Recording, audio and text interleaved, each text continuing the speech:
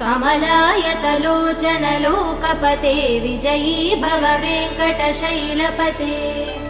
सचतुर्मुख षण्मुख पञ्चमुख प्रमुखाखिल दैवतमौलिमणे शरणागत वत्सल सारनिधे परिपालय मां वृषशैलपते अतिवेलतया तव दुर्विषहै अनुवेल कृदै प्रपराध सदैः हरितं त्वरितं वृषशैलपते परया कृपया परिपाहि हरे अधिवेङ्कटशैलमुदारमते जनताभिमतादिकदानरतात् परदेवदया गदितान् निगमै कमलादयितान् परं कलये